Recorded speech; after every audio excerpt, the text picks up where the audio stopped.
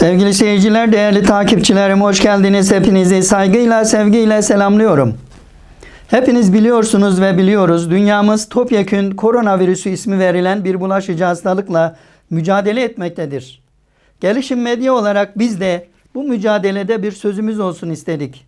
Öncelikle sözlerime bu mücadelede ölenlere rahmet, yakınlarına sabır ve hastalığın tedavisi için çalışan, sağlığından güvenliğine, fırıncıdan üreticiye, şoföründen bilim adamlarına kadar samimiyetle çalışan her ekibe ve kişiye, çalışanlara başarılar dileyerek sözlerime başlamak istiyorum.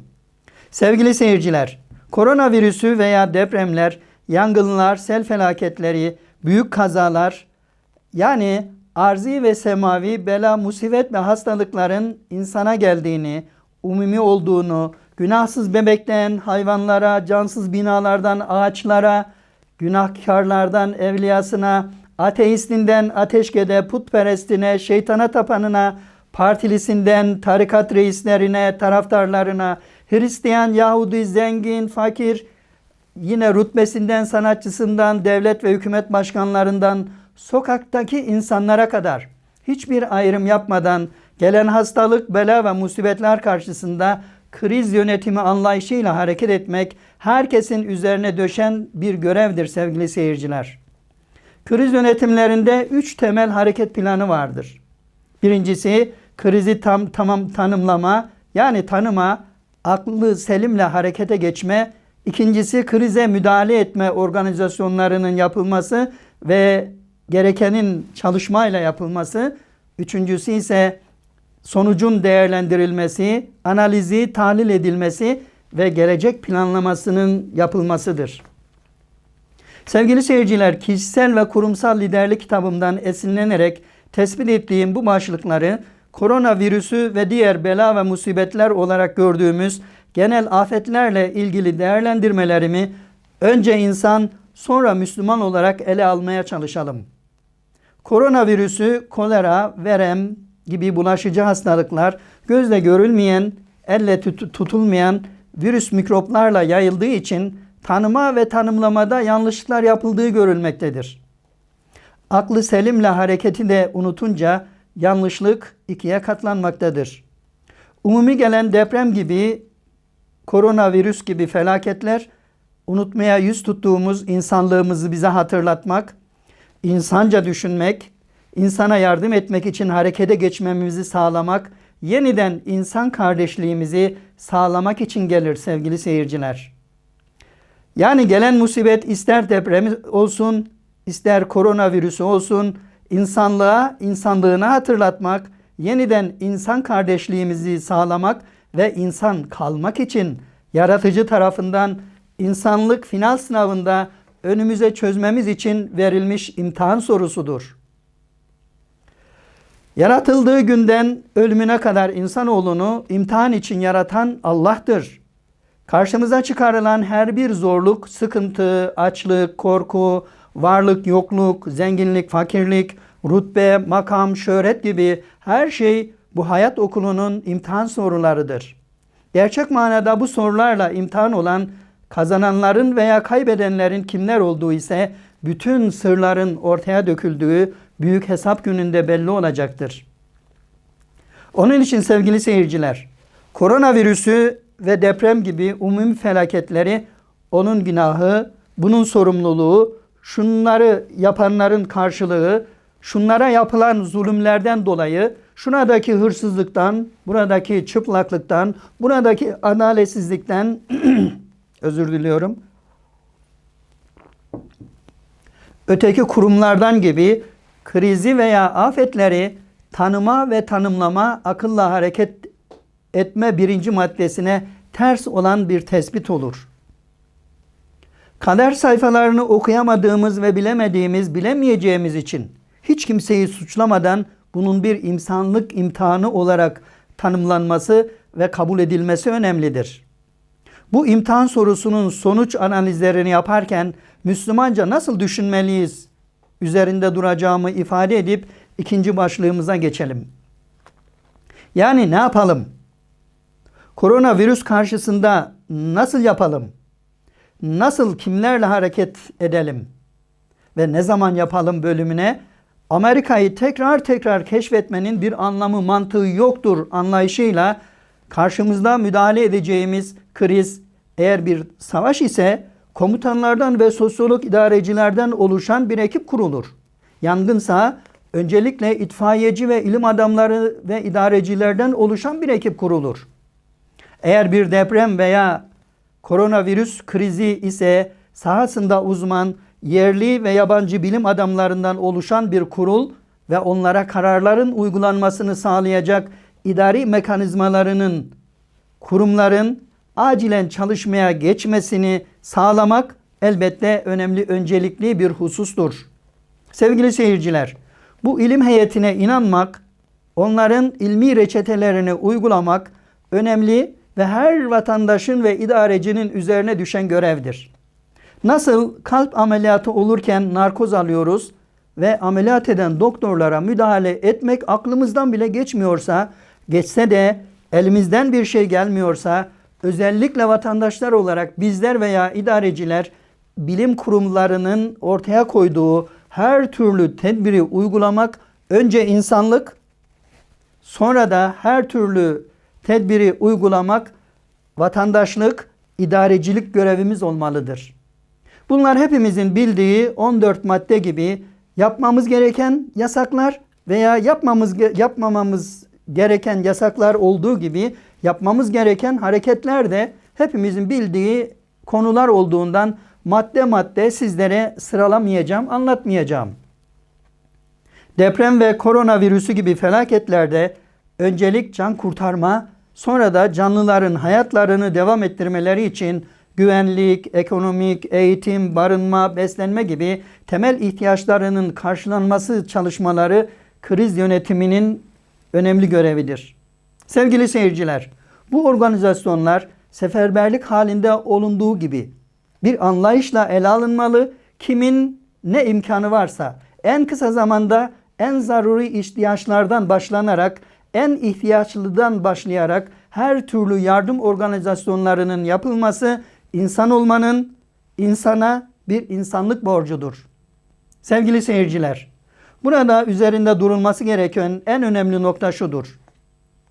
İnsanlara insanlık görevimizi yaparken insanlığımızı unutmamak, yani parti, grup, bizden, sizden, din, mezhep, tarikat, cemaat, zengin, tanınmış ayrımı yapmamaya veya yapmaya kalkmak, insanlığımızı unutmak anlamına geleceğini, ayrıca yaptığımız yardımların gösteriş için, makam veya gelir elde etmek için partimize oy kazandırmak, yapılanları seçimlere yatırım yapmaya endekslemek, birilerinin gözüne girmek, makam beklemek, iyi Müslüman olduğumuzu göstermeye çalışarak dinine, mezhebine, tarikatına ve cemaatine adam toplamaya çalışmak, dini pazarlayarak, din sömürüsü yaparak en iyi görüntüsü vermek, insanlığın bittiği, insanlık onurunun ayaklar altına alındığı, final sorusunu cevaplayamadığımızın, şimdiden imtihanı kaybettiğimizin, kaybedeceğimizin ispatı olur. Sevgili seyirciler, koronavirüsü ve diğer umumi gelen bela ve musibetlerde görev alan herkese minnet, şükran ve başarı duygularımı ifade ederek kriz yönetiminin 3. başlığı olan analiz yapma, yorumlama, ibret alarak geleceğini planlama başlığına geçmiş oluyorum. Hepimiz gördük ki doğal afetler ve hastalıklar karşısında hiçbir süper güç, devlet, ordu veya ekonomi işe yaramıyor. İnsanlık için bunların kurumsal olarak hiçbir önemi, önceliği olmadığını, fertler olarak da devletin başkanı, sosyal ve demokratik devletlerin idarecileri, süper devletlerin idarecileri, İslam devletlerinin kralları, ümmetlerin liderleri, cemaatin liderleri, ileri gelenleri, tarikatların şeyhleri, ocakların dedeleri, şirketlerin CEO'ları, fabrikaların patronları olanlar da olmak da herhangi bir önceliğinin olmadığını kafamıza, aklımıza, yüreğimize iyice yerleştirmemiz gerekmektedir. Birinci önceliğimiz sevgili seyirciler insan olmayı ve insan kalmayı başarabilmek olduğunu, ibretlik olan geçmişteki, bugünkü ve gelecekteki olaylardan öğrenmemiz gerekmektedir. Özür diliyorum tekrar.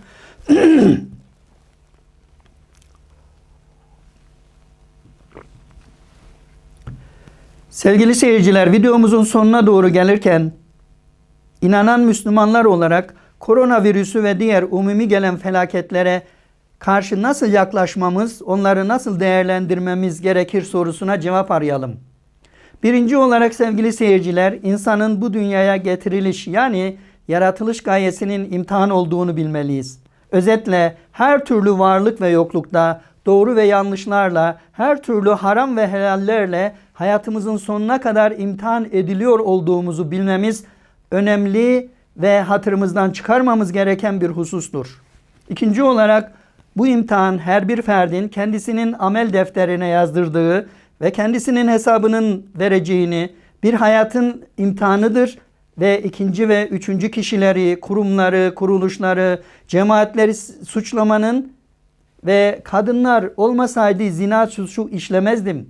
Kumarcılar, kumarhaneler olmasaydı kumar oynamazdım. Alkol olmasaydı rakı, şarap içmezdim diyerek insanlardan veya şeytanlardan olan saptırıcılar olmasaydı sapmazdım mazeretinin olmayacağını bilmek, aklımızı imanımıza yardımcı yaparak hareket etmek, kimseyi öncelikle suçlamamak önemli bir tespit olması gerekir. Üçüncü olarak sevgili seyirciler, eğer suçlayacak birisi varsa önce kendimizi suçlamalı. İnanan insanların bütün bu başıma veya başımıza gelenler benim üzerime düşen görevleri, vazifeleri yeterince yapmadığımızdan dolayı geldi demeli, vebali ona buna, onun bunun yaptığına atacağımıza, kendi iman ve akıl tarlamıza, mevsimimizde tohum atıp gereğince bakım yapmadığımıza ah etmeliyiz. Başkalarını suçlamak koronavirüsü gibi azgın bir hastalıktır.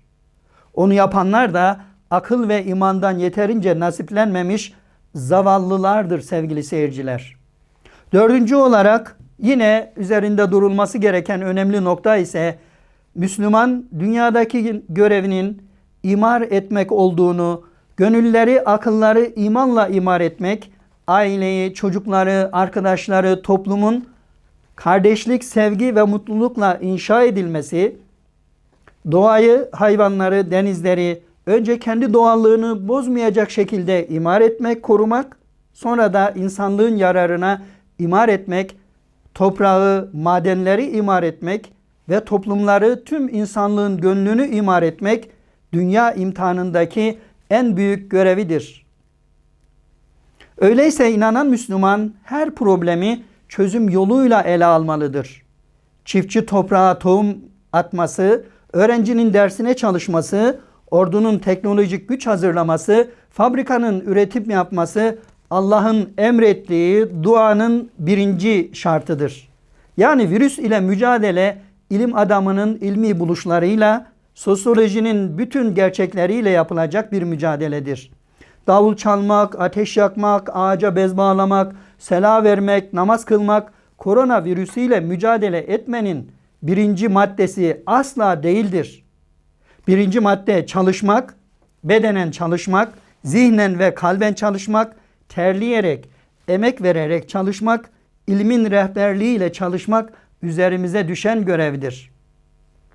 Peki dua etmeyelim mi? Dua kulluk, yaratılış gayemiz ikinci ve üçüncü hikmetini oluşturmaktadır sevgili seyirciler. Rabbimiz cinleri ve insanları ancak bana ibadet etsinler diye yarattım buyurur. Ayrıca ben size şah damarınızdan daha yakınım. Bana dua edin. Ben size cevap vereyim. Duanız olmasa ne öneminiz var ki diyerek iki önemli farzı Rabbimiz bize hatırlatmaktadır. Kulluk ve duanın en makbulü sevgili seyirciler samimi, ihlaslı yapılandır. Gösterişten uzak, dünyalık herhangi bir şeyde elde etmekten uzak olarak sadece rıza için yapılan, karşılığı ahirette Allah'tan beklenen bir kulluk görevidir. Lütfen kullukta ve duada samimi olalım. Şehidin kahraman desinler diye kendisine yazık ettiği gibi, alimin vay be ne kadar bilgili alim zat desinler diyerek, zenginin ise helal olsun Allah yolunda varını yoğunu harcadı desinler diye kendilerine yazık ettikleri gibi kendimizi de dua ederken harcamayalım. Gösteriş için, bir beklenti için görsünler diye dua, ibadet etmeyelim. Özellikle nafile ibadetler kategorisinde yaptığımız ibadetler ve dualar gizli, kalbin bam teline dokunarak geceleri yapılanı en makbul olanlarıdır. Bilinmelidir ki dua ve kulluk farzdır. Her zaman dilimini fırsat olarak değerlendirerek yapılmalıdır. İbadetin nezaketine, samimiyetine, önemine ve Allah'la kul arasında olmasına gerektiği gibi dikkat edilerek yapılmalıdır. Sevgili seyirciler, videomuzu bitirirken illa da birilerini suçlamak, yüreğimizin, aklımızın, bedenimizin, dilimizin gazını almak isterseniz şunu iyi bilin ki sizin suçladığınız, lanet dilediğiniz kişileri, kurumları, partileri, dinleri, mezhepleri, tarikatları, cemaatleri, iktidar sahiplerini Allah sizden daha iyi biliyor, tanıyor ve görüyor. Onların da amel defterleri sizinki gibi yazılıyor. Onlar da bütün yaptıklarının hesabını Allah'a verecekler. Fakat ne olur siz haşa Allah değilsiniz. Kendinizi Allah yerine koyup insanları sorgulayıp yargılamayın.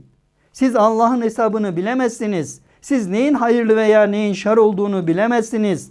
Lütfen Allah'ın hesap görücü olduğunu Allah'a verelim. Allah'ı kendimize vekil kılalım ve hasbunallahu ve ni'mel vekil diyelim. Sizin, bizim imtihan, kulluk, dua ve imar görevi ve sorumluluğumuzu da kendimize verelim. Ve kendimizin sorumluluklarını, kulluk görevlerimizi lütfen unutmayalım.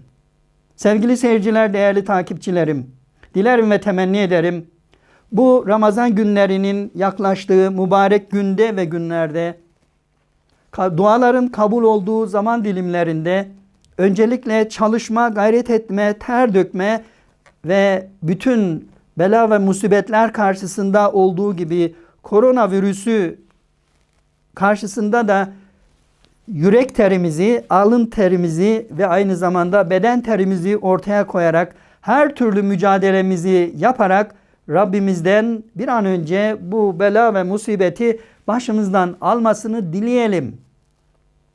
İkinci olarak da bu ve bundan sonraki gelecek olan bela ve musibetlerin ancak ve ancak yeterince uygun şekilde çalışmakla mümkün olacağını unutmayalım.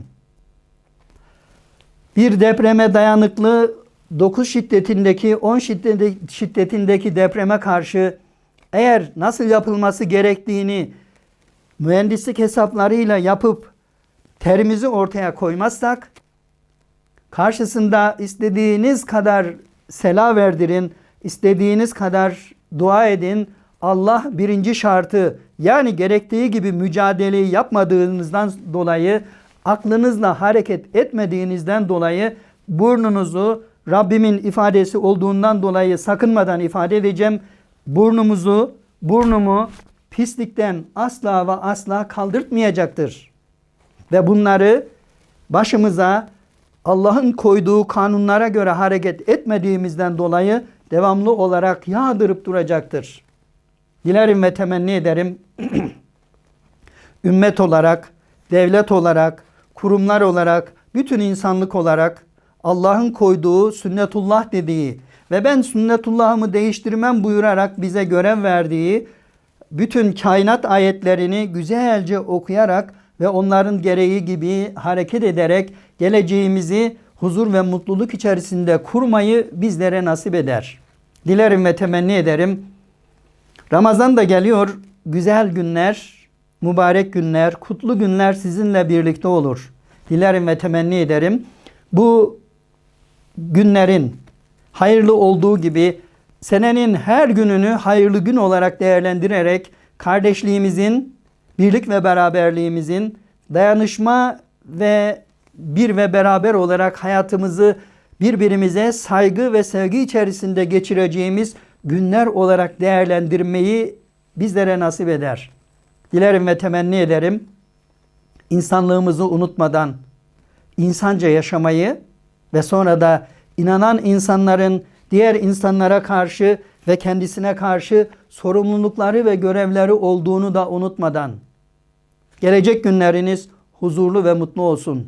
Gelecek günleriniz bugünlerden daha güzel olsun. Ve kalbinizden sevgi, yüzünüzden tebessüm hiç eksik olmasın. Her şey gönlünüzce olsun. Allah'a ısmarladık.